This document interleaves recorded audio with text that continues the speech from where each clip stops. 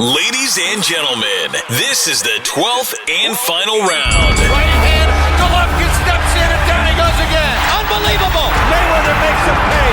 What a rookie mistake. A sensational left hook by De La Hoya. It's facts. I'm the best. You know what I mean? Sometimes I don't want to believe it myself, but it's the truth. I'm the best. I'm going to show you how great I am. From Southern California, this is the Last Round Podcast.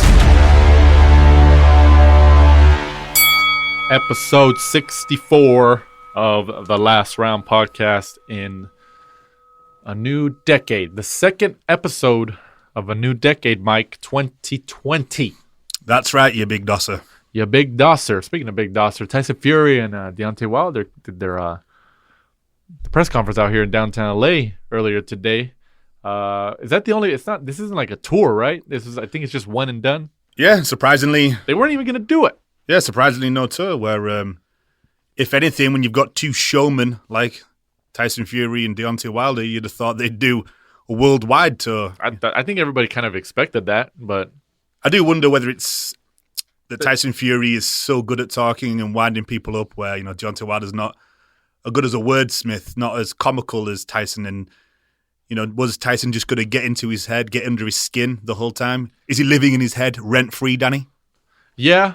I mean, I think that's a good description of it, but you know, we'll touch on that news a little bit later in the show.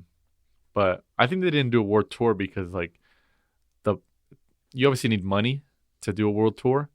Like when you do world tours for like Canelo, Triple G, Mayweather, McGregor, and stuff like that, Mayweather, Pacquiao, it's because they knew they were going to make up that money and the profit off of the event.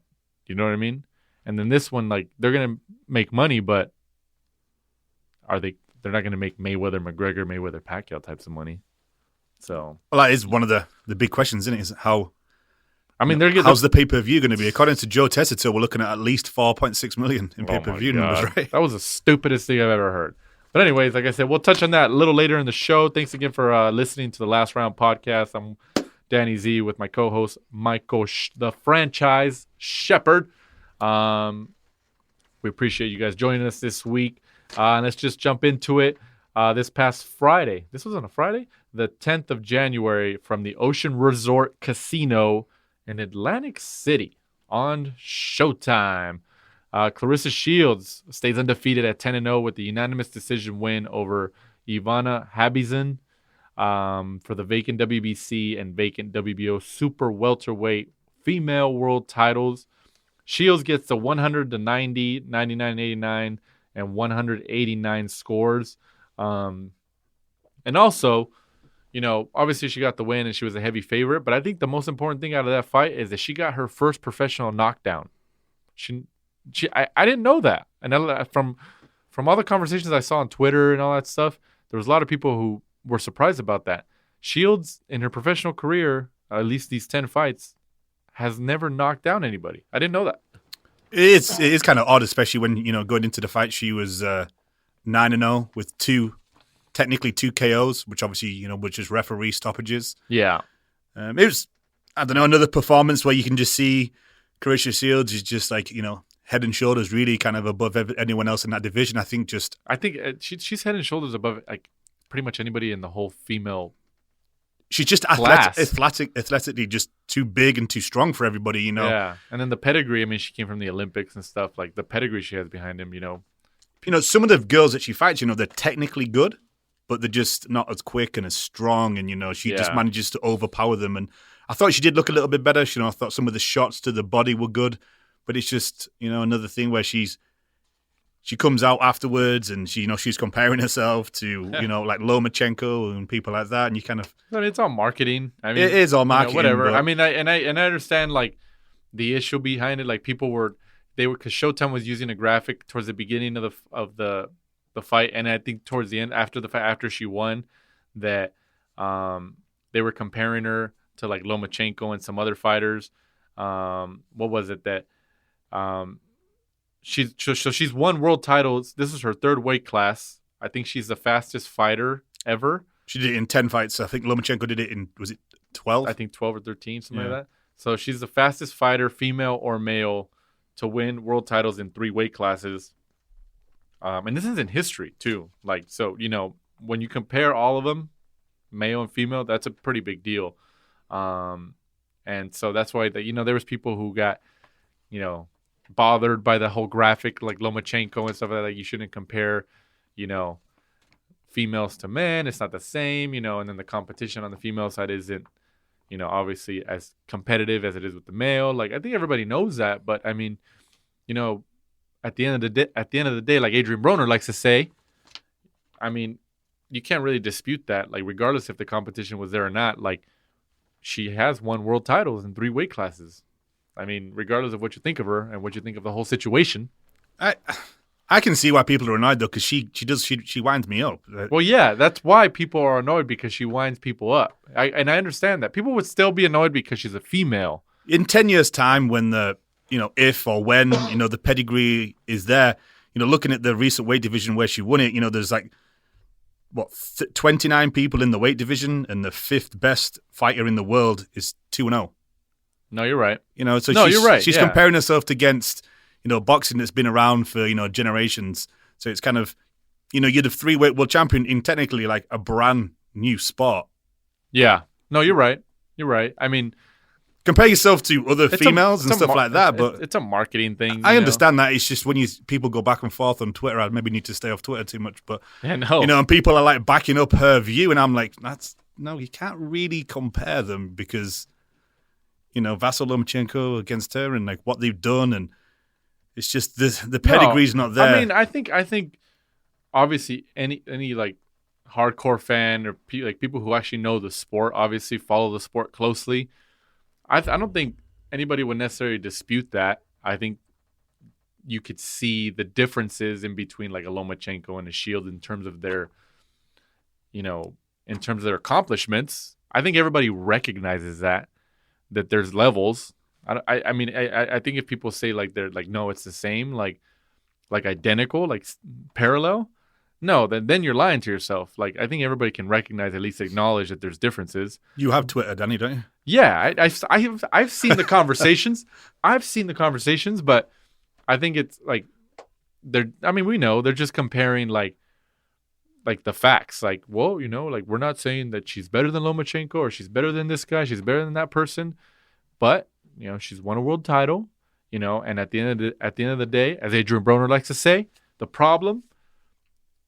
They're all fighters at the end of the day. So they're just mixing them up like, that's just the climate that we live in now. I think it's just clickbait. Yeah. I mean, yeah, of course, you want those clicks. That's what happens. But, I saw somebody tweeted after the fight. I don't know who it was, but they said that the girl who's going to beat Claressa Shields isn't even a pro yet. Like, they weren't talking about anybody specific. They just said, the whole talent pool in the female, the female divisions, nobody can beat her right now.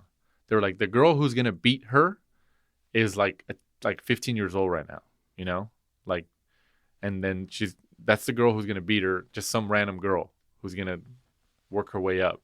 I can see that. But right now, for quite a few years, nobody's gonna touch her. No, I could see that because obviously they've widened the pools for how many. Females can go to the Olympics. Mm-hmm. So, the class of people coming through over the next few generations is going to be so much better. The pool's going to get deeper and deeper.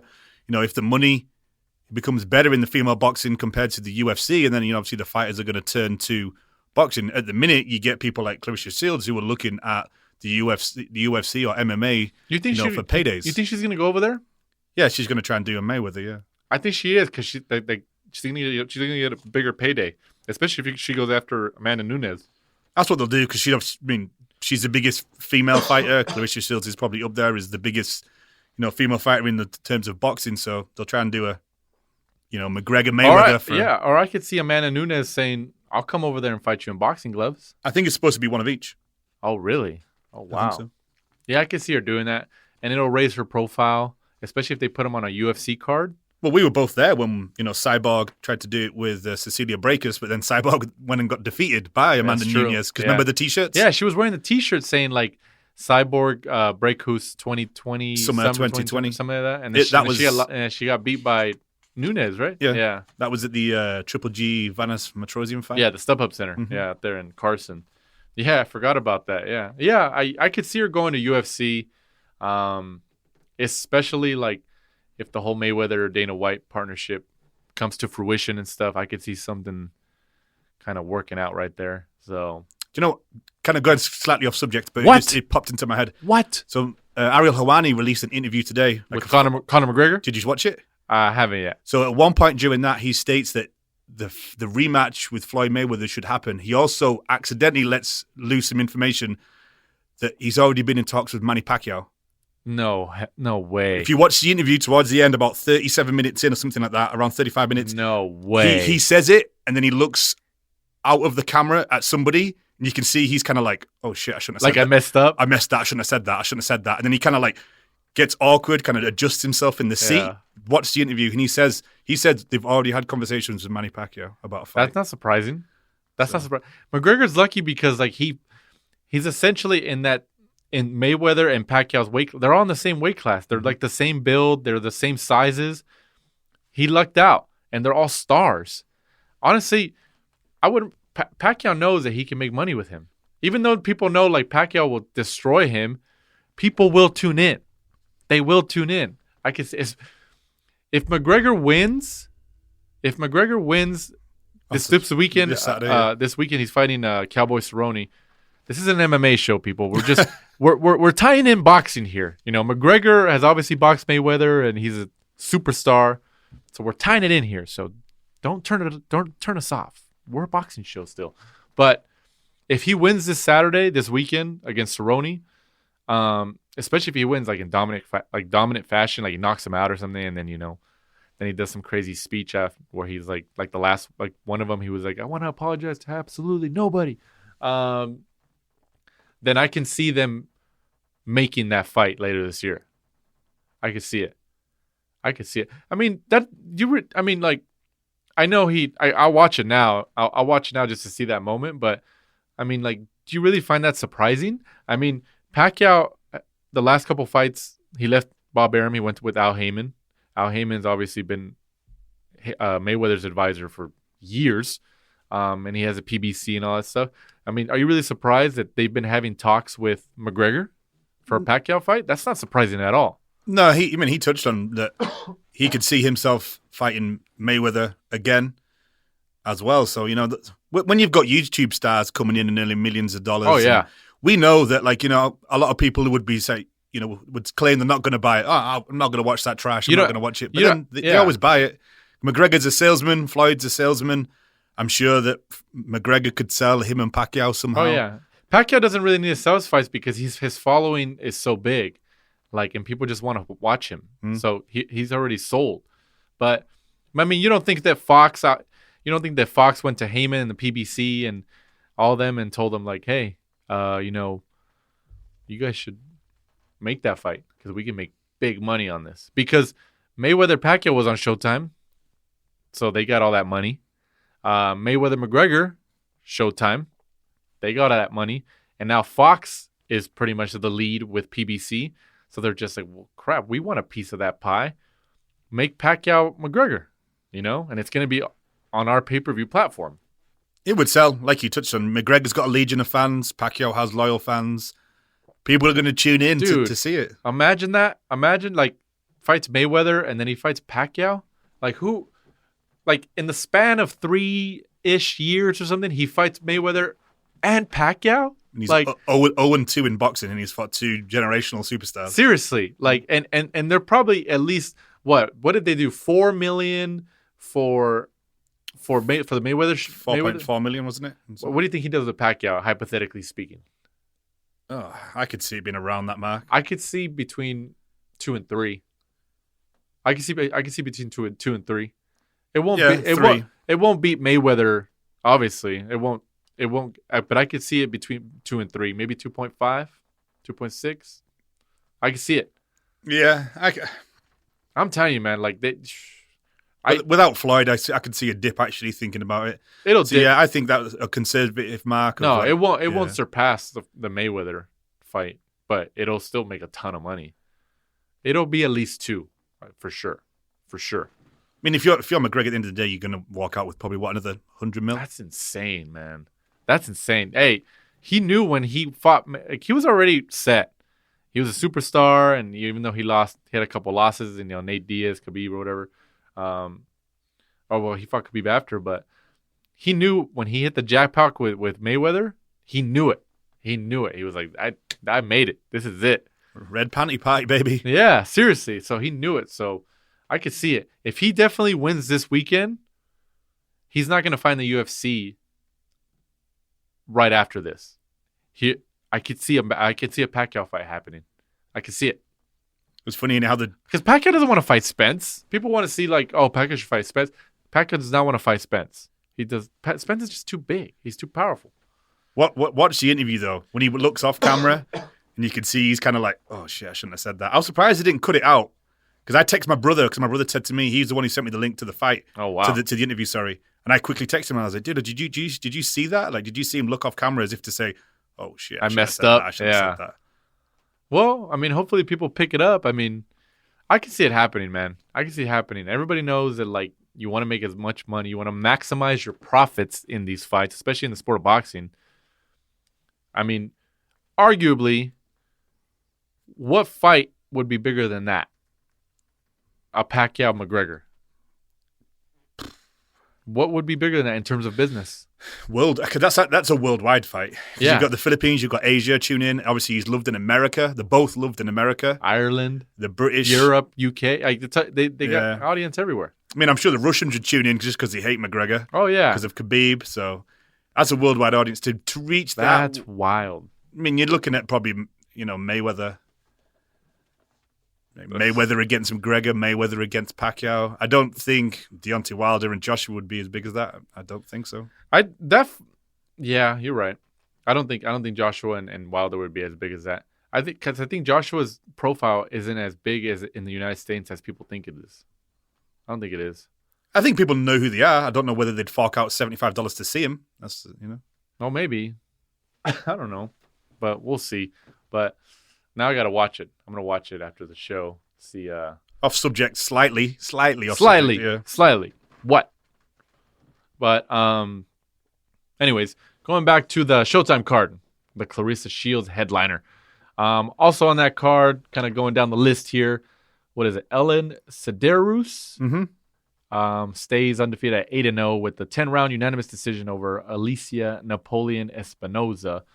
This was for the WBA and IBF super middleweight titles. So she gets the win there. Napoleon Espinoza falls to 12-2 with the loss in a fight. She was favored to win before the fight, so she was a favorite. So they were trying to set up Alicia Napoleon Espinoza against Claressa Shields if everything had gone to plan. It was kind of funny afterwards. They asked Cederroos, obviously you won this fight. Do you want to face Claressa Shields? And she kind of laughed it off as if to say, oh, hell no. I don't want to fight Shields. I'm not ready for that. Yeah. So, I mean, at least she was pretty much honest about it. Yeah, it was good. That was one of the better female fights I've kind of seen. Close. A lot of the rounds are very close, and you could tell by the scoring in the fight. So, definitely, better things for the women's fight. It was closer fight than the Shields Habazin. Yeah. But we'll see. I mean, Shields is the top female fighter in the whole sport for the female side. So, I mean, just too good. Yeah. Just too good. And in terms of money, she's the one you can make some type of money with, I think one of the problems that we touch on every time is I think they need to go to 3-minute rounds so you can start seeing more knockouts. You're right. But then there's that whole medical stuff. I don't know. We've touched on that before, but I don't want to go down that rabbit hole again.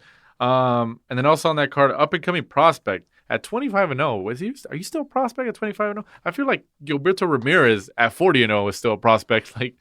But Jaron Ennis remains undefeated at 25-0 with the 6-round TKO over. All right, Mike, this is your turn to shine. Bakhtar, I think it's Yaibov. I hope you're right, because if not, they're gonna yell at us. His fans are gonna troll us on Twitter, Instagram, and we're gonna have to suspend our accounts. So Jaron Ennis, he impressed a lot of people. I saw a lot of people on Twitter talking about his performance and saying, you know what, he's He's got some talent. He does. I just think that like at 25-0, like I think because if you compare him to like a Teofimo Lopez, a Devin Haney, and all these other guys like who are around his maybe age or whatever, like these guys have less fights than him and they have world titles already, or they're getting to world titles. You know? Yeah, it is hard. It's one of those. Do you look at their age to judge them as a prospect, or do you look at how many fights they've had? But who's he promoted by? His promotion is PBC, I believe. Is it really? I think so. Oh. He's definitely a good fighter, 25-0, but only 22 years old. He's in a strong division, being the welterweight division. Good prospect, though. I think they need to start moving him on. It'd be good to see him in there with kind of like a seasoned veteran.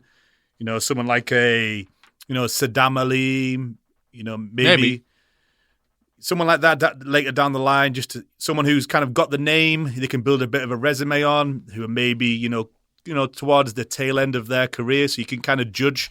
Because in this fight, I think really from the first round where he dropped Bakhtar twice, the writing was already on the wall, and I was kind of surprised it actually got to the 6th round before he was actually stopped.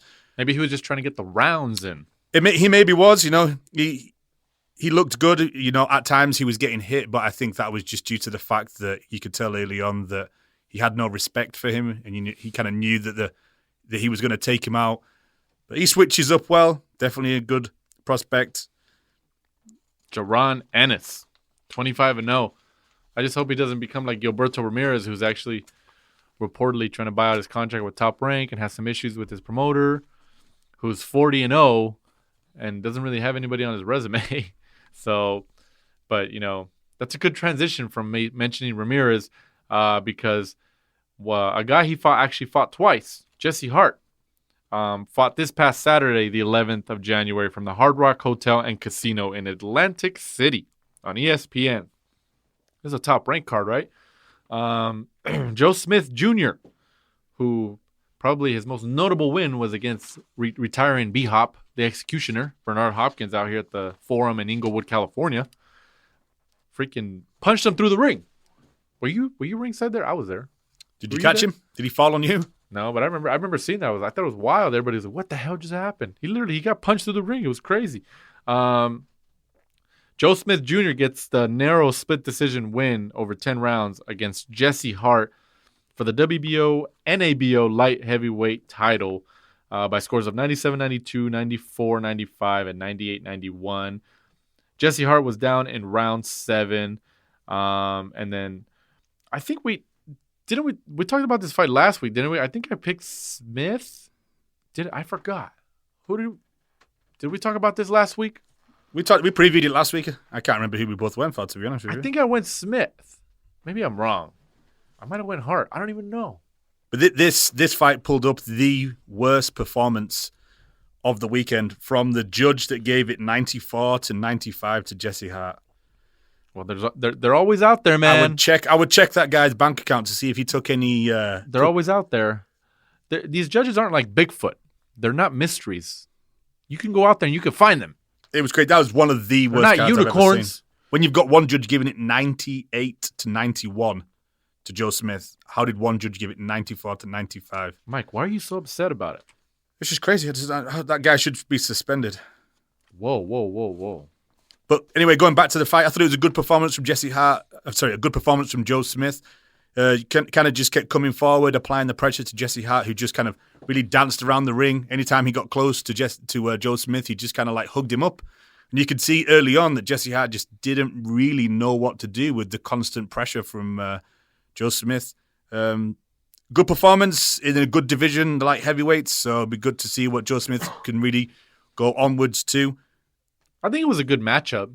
Like, in terms of where they're at in their careers, I think it was a pretty good matchup to put them together. It was kind of weird because it was a good matchup for Jesse Hart, because you'd have thought that with Joe Smith Jr., you kind of know what you're going to get. You're going to get someone who comes forward. But he's a big guy. He is. He's a powerful puncher. He also works. He's like Gancio. He has a full-time job, too. Yeah, he has his own. I think it's a tree trimming firm. That's crazy. That he does as well.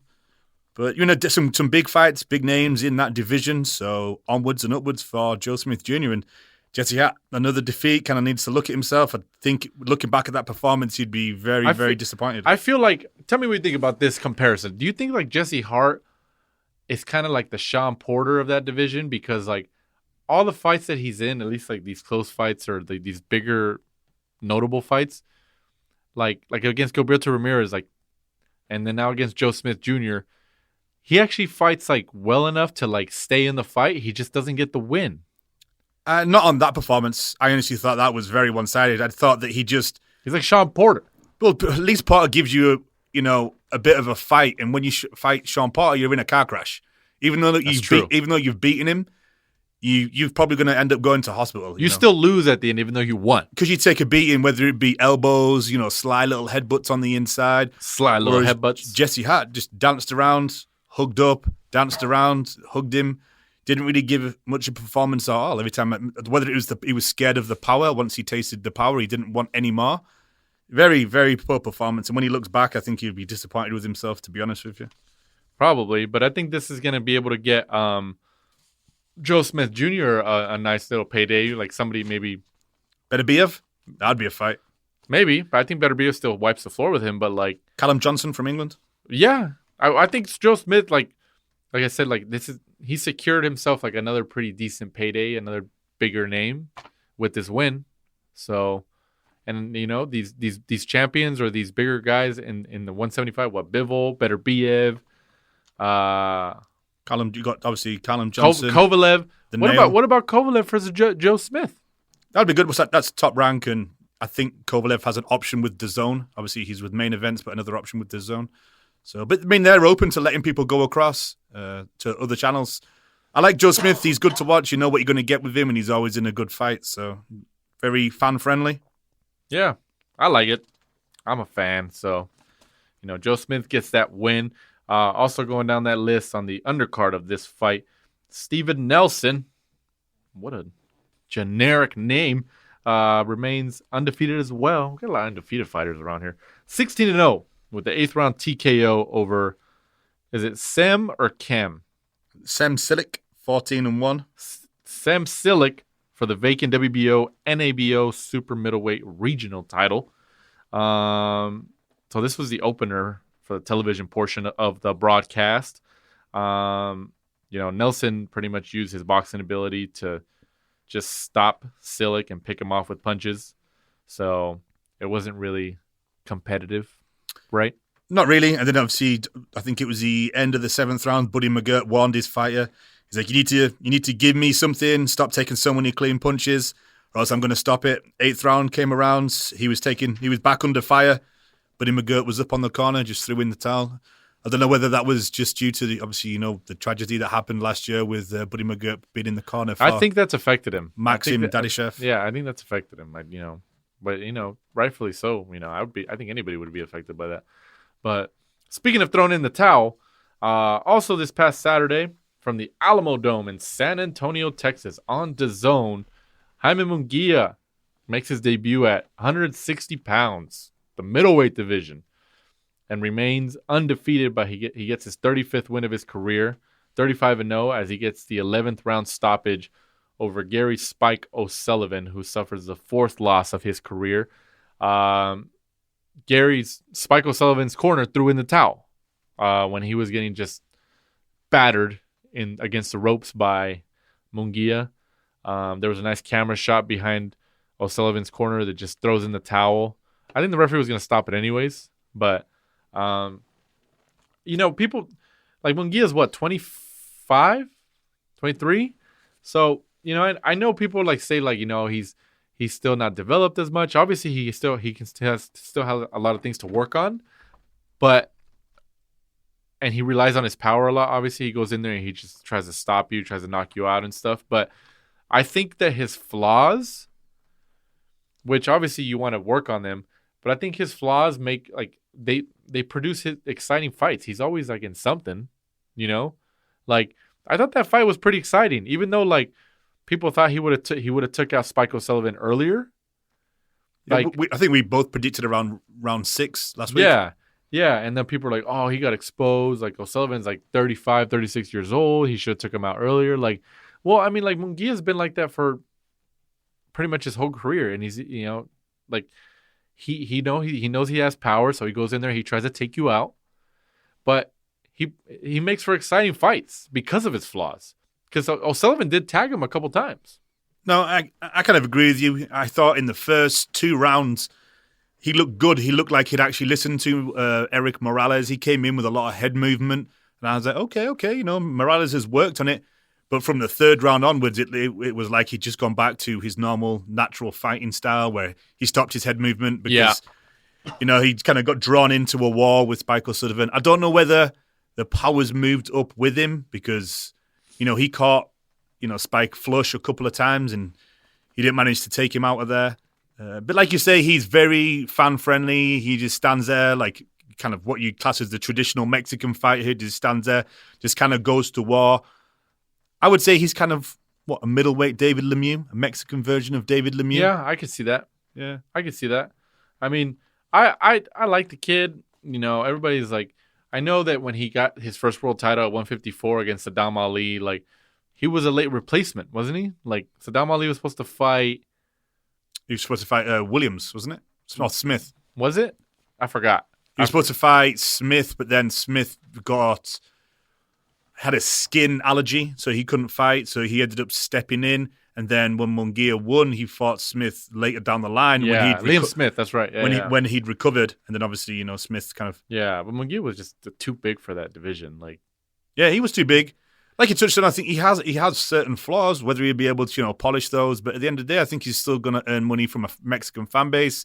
No, and yeah. he's fan-friendly. Well, that's why. Like, people, want to complain, like, oh, he has a lot of flaws still. Like, he's not as great. He's not as good as people think he is. Like, well, yeah, he's 23 years old.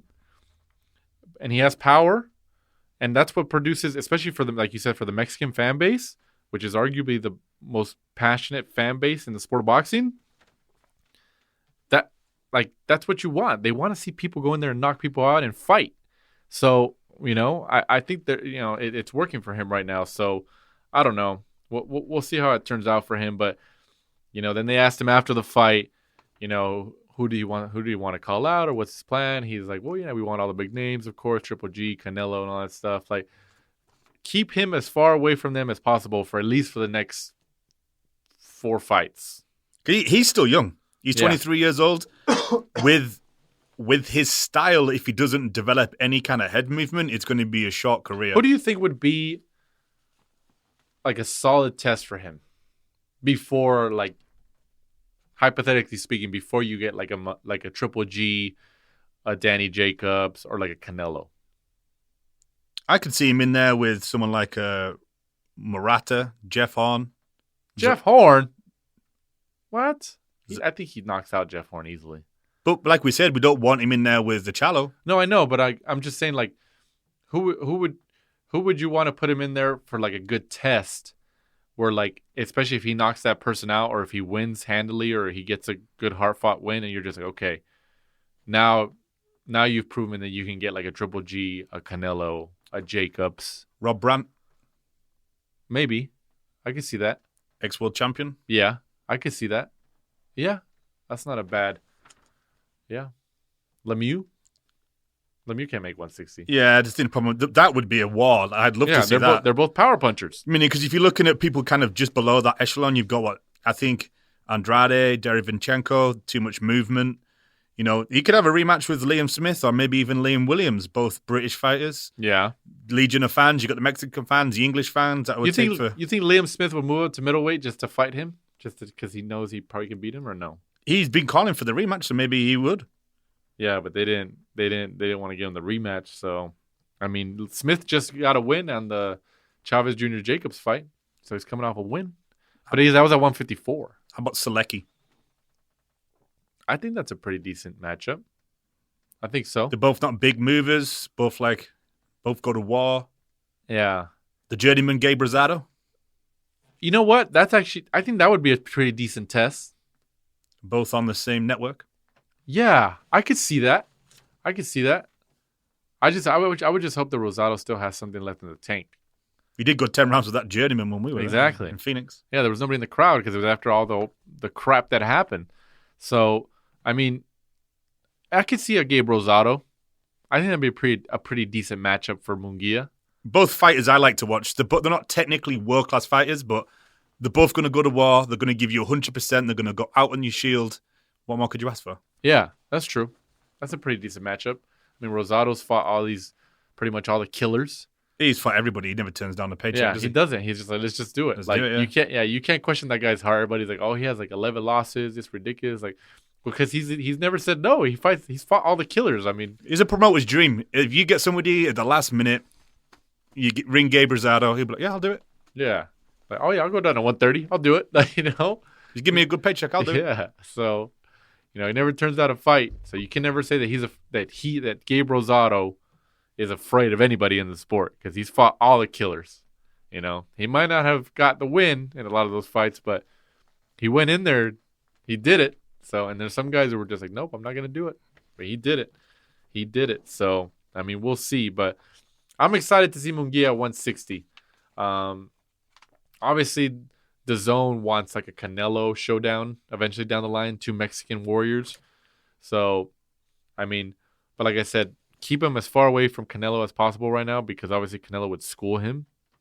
So I would say maybe 4 more fights from Munguia, maybe like 2 years, and then maybe Canelo. Hypothetically speaking, if everything goes according to plan.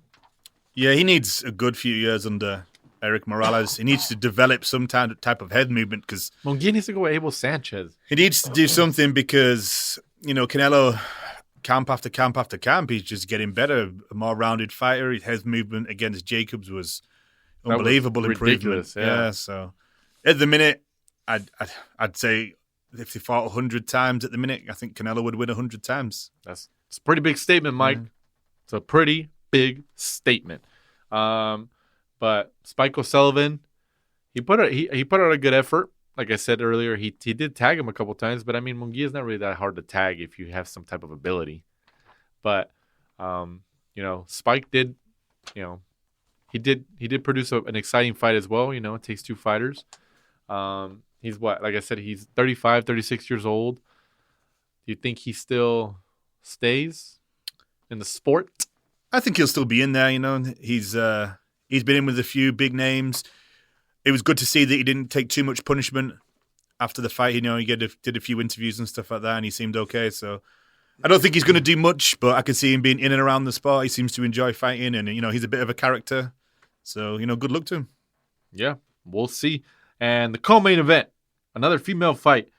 Alejandra Jimenez gets the 13th win of her career as she gets the narrow split decision win over 10 rounds and becomes the unified WBC and WBO super middleweight female world champion as she takes the belts from Franchon Cruz de Zern by scores of 97-93, 98-92, and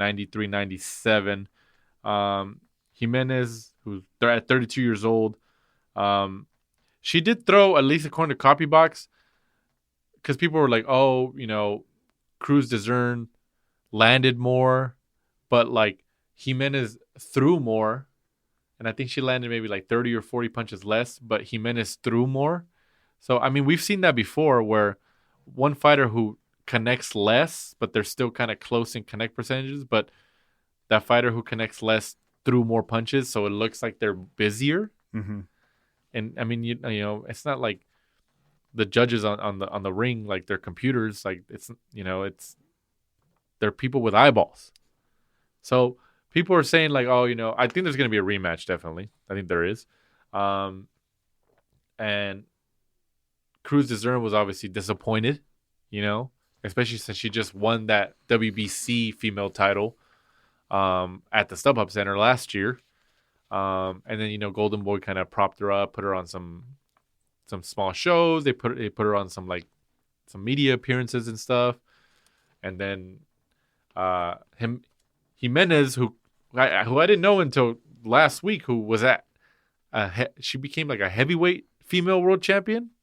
Yeah, she was a heavyweight female champion, and you know, got into boxing late, and I think she took it up to lose weight, according to what I could read online, and then it was kind of weird. Was the VADA testing for that? I know. I was going to say, are we going to bring up the elephant in the room? I mean, like, look, it is what it is. You know, I know people had concerns because obviously if it was a big topic. So that's the reason why we're touching on it, even though some people might hate us for it. They might be like, oh, why are you guys talking about this? Well, like people were talking about it. It was like some type of news. And, you know, we're not saying one thing or the other. We're not taking sides here, but. You can't win. If we didn't talk about it, people would say, why didn't you talk about it? And then if you talk about it, they're going to bring you up and say, oh, why are you saying that? But at the end of the day, it's something that was all over Twitter. And, you know, we're not pointing accusations at anybody, but at the end of the day, I think it was quite open that they don't, it raised some eyebrows. It did raise some eyebrows, and, you know, there's not much testing, whether it be VADA testing or anything in men's sports. So. They don't test females, huh? Do they? I don't think they get tested a lot. Maybe for some WBC, like, you know, titles and stuff like that. But there's not much money, and they don't get tested a lot in the men's. That's true. So are they going to get tested in women's? I don't know, because there's not much money. The purses aren't that big. So where's the money going to come from to test them? But I don't know. I'm not trying to be rude or anything like that. But, you know, it was a very deep, manly sounding voice, you know, in the interview at the end. Yeah. I mean, then she calls out Claressa Shields. She was like, I'll go to super middleweight or whatever. Or middleweight. She called out Claressa Shields. So, I mean, you know, whatever. If she goes down to Claressa Shields' weight and she wants to fight her, why not? You know, I mean, who else can? I'm looking at it in terms of like competition for Claressa Shields. Like, well, you just won the unified titles at your weight class, so might as well. I think she's going to use the fact that she was a 3-weight world champion in 10 fights, I think, and she'll jump over to the UFC. I think her and Amanda Nunes will do one fight each, one fight in boxing, one fight in MMA. I think Alejandra Jimenez is probably going to, I don't know whether there was a rematch written in. You know, she took the titles from Franchon Cruz-Dezern. She may have to have a rematch, but that's a hell of a story, you know, getting into boxing late in your life as a female, doing it really to lose weight, wins a heavyweight title, and then moves all the way down to super middleweight and, you know, picks up the WBC and the WBO, so fair play. Yeah, so we'll see, but I'm sure they're gonna try to build to some type of rematch. It might be immediately. Who knows? I could see it. But moving on, this Saturday, the 18th of January, from the Turning Stone Resort. God, say that 10 times fast. Turning Stone Resort and Casino in New York on ESPN Plus. Elider Alvarez, who you may remember who beat Kovalev once, and then Kovalev came back and avenged his loss, goes up against Michael Seals for the vacant WBC Continental Americas regional title. Alvarez of Colombia, but he lives in Montreal. Really? I didn't know he lived in Montreal. That's crazy. Has now fought in almost a year, since February of last year, February 2nd. When he lost to Sergey Kovalev. And also, dang, he's been off 1 year, pretty much. That's a long time. He was out for, obviously a year due to a torn foot ligament he suffered in training earlier this year. Oh, yeah, I forgot. And he's hoping, obviously, a win against Seals will earn him another crack at the World Championship glory. You never know. Because when he only has one loss. Exactly. When he only had that one loss, the rematch with Kovalev. And when he won the title from Kovalev the first time around, people were kind of talking to him like, hey, this is his coming out party. He's kind of going to rule this division for a long time. Who was the Canadian guy that kept paying him side money so he didn't have to fight him? Adonis Stevenson. Adonis Stevenson for paid like 5 years. Paid 2 or 3. Because he couldn't fight. He couldn't fight outside of Canada. Yeah, paid him substantial checks to not fight him. That's crazy, man. Hopefully Alvarez can come back in and he could be an opponent for Joe Smith Jr. down the line. We were talking about people for him to fight at light heavyweight, but his opponent Seals is an ex collegiate football player at Alabama A&M, one of the biggest hitters in the division. At 37 years old, so.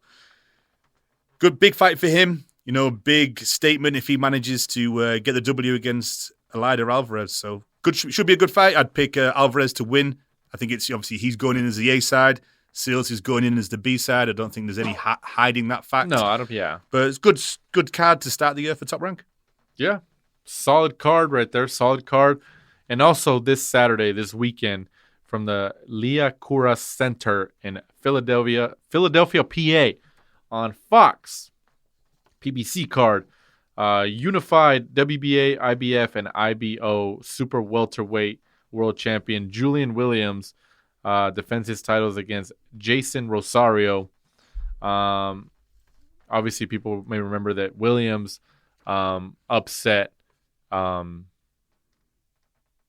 His name. Don't tell me. Jarrett Hurd. He upset Jarrett Hurd was it last year or was it the year before? It was last year, right? Last year, yeah. It was last year in a crazy fight. To some people, it was their fight of the year, which I couldn't really dispute. I could see that, arguably.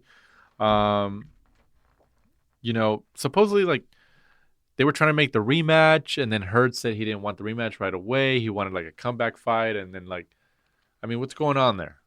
I think according to Stephen, Breadman, he was saying that, they wanted the rematch and then they were demanding, some strict VADA testing. Hurd, put it on the back burner. Then he wanted a comeback. And then obviously I think it was stated in the contractual agreement that it had to be taken within a certain period of time. So Hurd decided to, go away, kind of reinvent himself and then come back, and earn himself a rematch. So I think this is a good comeback fight, for Julian Williams. Had a little bit of time off against Jason Rosario. Williams kind of coming back as champion into his hometown, trying to headline the event. He said he hasn't fought in Philadelphia since 2001 when he beat Dang, really? Alberto Mendoza. That's a long time. 2011. So it should be... You said 2001. It's 2011. Did I say 2001? Oh. Yeah. That's why I looked. I was like, wait a minute. What? I was like, how old was he in 2001? But I think it's a good scrap. Imagine if Rosario beats him. Like, Williams beats Hurd, and Rosario just comes out of nowhere and becomes unified champion. That would be really big. Like, what the hell? He's fights out with Miami, but he's originally from the Dominican Republic, Rosario. Oh, that'd be big. He's kind of come through, one of those guys that definitely has earned his way to a title challenger. He's not been like strategically placed because he's, obviously not with a huge promotion. So, he's definitely there from, of note because of the fact he's come up the hard way. It's not going to be a walkover fight for Julian Williams, but definitely want to, give him a little test before he, tries to unify or decides to do whatever he wants to do. So hypothetically speaking, if Williams gets this W and retains his titles, does the Hurd fight happen next?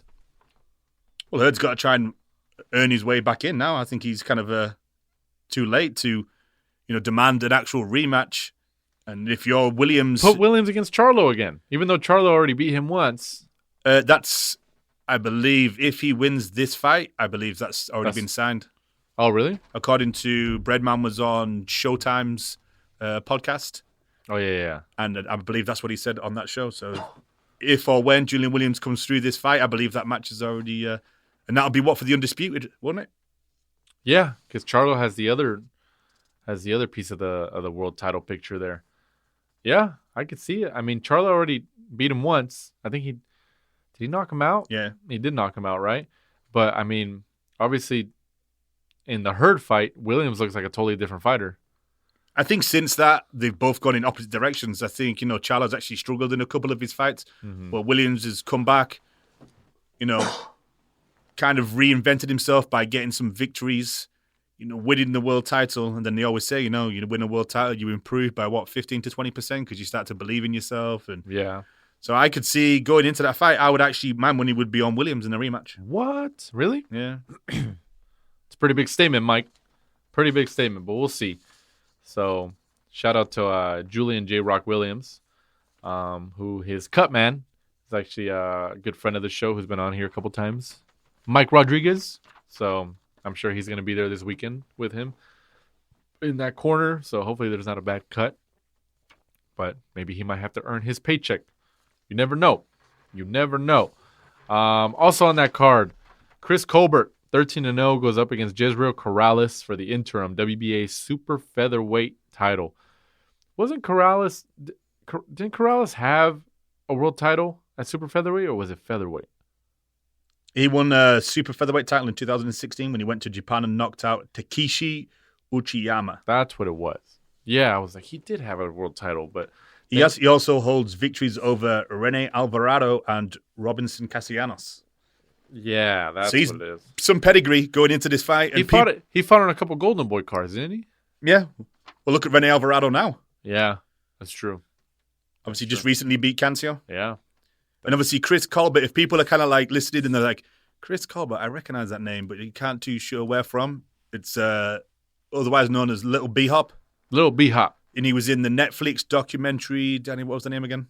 Contenders? Was it? I don't know if I forgot. I can't remember now. I think it was something like The Contenders. The Messiah. It was a boxing documentary where they picked up, people coming through. There was amateurs on there, pros on there. And Chris Colbert's name at the time was Little B-Hop, but he's actually, recently changed it to, I think it's good that he changed it, though, because you don't want to be in the shadow of like another fighter, even though the fighter is obviously one of the greatest. I think it's good that he changed it, because I think we had this conversation before. Primetime. He changed it to Primetime. Primetime. Chris Colbert. Is it Colbert or Colbert? Maybe in English, I would call him Chris Colbert. Colbert. Colbert sounds better, though. Sounds kind of French. Chris Colbert. Chris Colbert. Well, he's like the late night host on CBS. That's David Diamante. David Diamante. Merry Christmas. David Diamante. Oh, man. Best announcer in the game. David Diamante. So that should be a pretty interesting matchup. Corrales and Colbert. So, Colbert's kind of one of the top rising prospects out at the minute. He's had some sensational one-punch knockouts over Miguel Bertran in the first round of a recent fight in September. An impressive amateur record as well. So Colbert, I think, is coming up, kind of hitting a peak of his career, where you'd think kind of Corrales, winning a world title now 4 years ago, he's going to be coming down. Or is he going to have one of those little purple patches where he wins a second world title late in his career? So you never know. Maybe. You'll never know. Only time will tell. I mean, super featherweight does have a lot of talent. Valdez, Frampton, Santa Cruz, Oscar Valdez. Who else? You got who's the other? Haney, Davis, Lopez, Teofimo, around those weight divisions. Davis, Lopez, King Rai, I guess. Who else? Avery Sparrow. I thought he was still in jail. Who's the other? Is it Burchell? Burchell, right? Miguel Burchell. I can't wait to see him fight again whenever he's back. Man. So that 130's got a ton of talent right now. It's a strong division. I pick Chris Colbert to win this and hopefully go on to bigger and better things. This is kind of it'd be a great start for 2020 for the young. Who could you see guy. Colbert fighting like one of the big names at 130 and actually having a shot at beating them? If you had to think about it.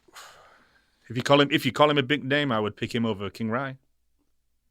Yeah, I guess in terms of like popularity, yeah. I just think Chris Colbert is one of those fighters that wants it more. I think that he could take a punch on the chin, where King Rai was, not too fond of taking a punch, is he? So right. No, I completely understand. I mean, I don't know. I don't think he's gonna beat Linares. I don't think so. That's for another show. No, it is. Yeah, show. Obviously, like that's down the line, but like, I don't know. I'm still stuck on that. Like, I just don't see him beating Linares. Not at all. Like, well, it's a month tomorrow. February 14th is the Valentine's Day card with your favorite day of the year, Mike. Valentine's Day, and you're gonna be front row right there, right? I hope so. Wearing the red shirt. You're going to be my date for that night? Screaming your head off, King Rai!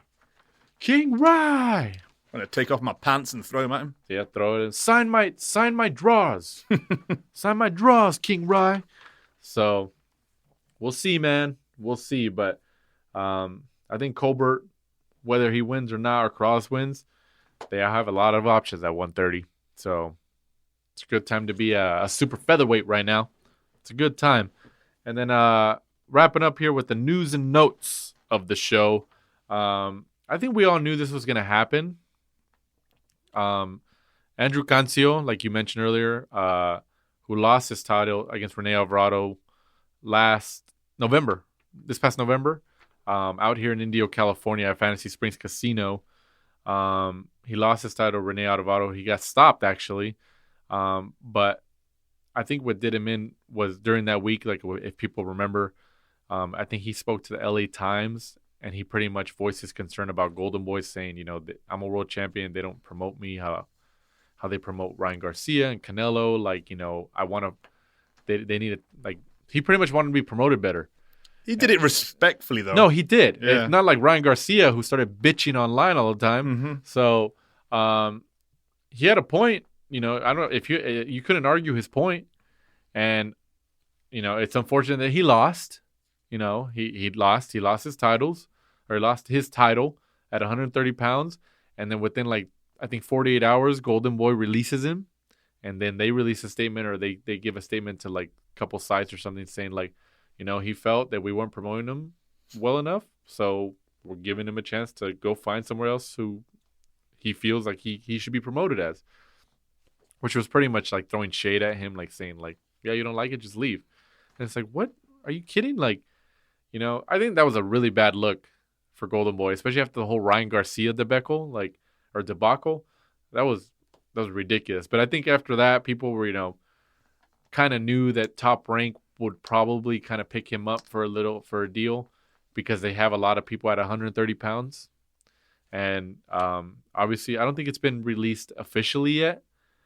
Has it? But it was kind of reported by a couple reputable sources that he signed a multi-fight deal with Top Rank, which I think they're going to use him well. He's a former world champion.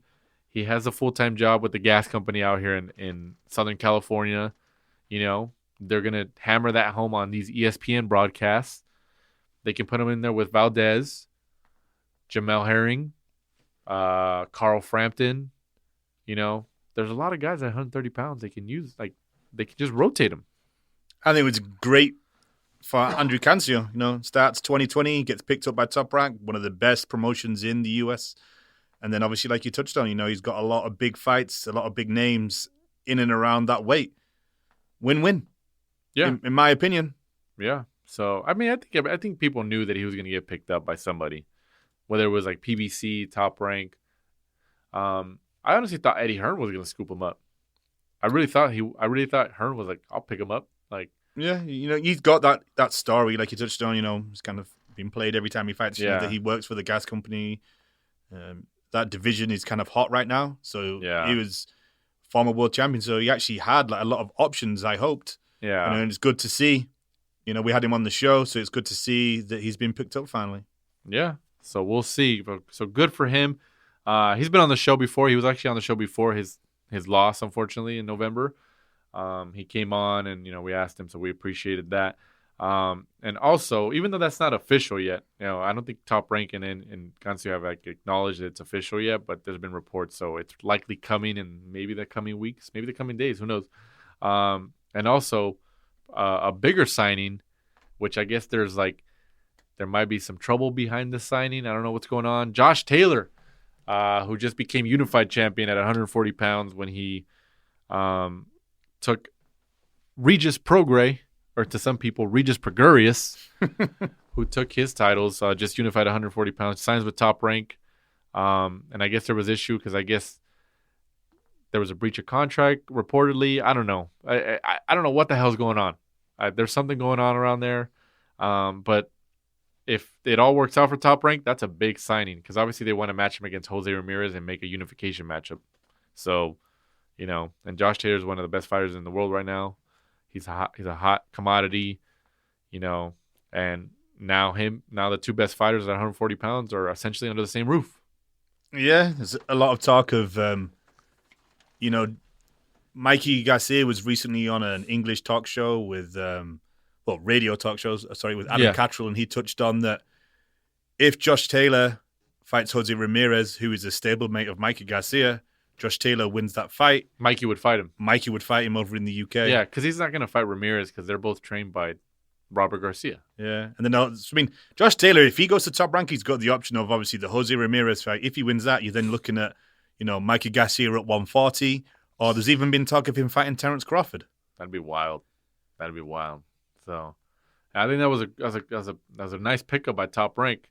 That was a good weekend for them in terms of picking up some names. Yeah. So, I mean, we'll see. So Cancio and Josh Taylor reportedly, well, Taylor is official, but they're both under the Top Rank banner with Bob Arum. So, good for them, especially for Cancio landing on his feet like that.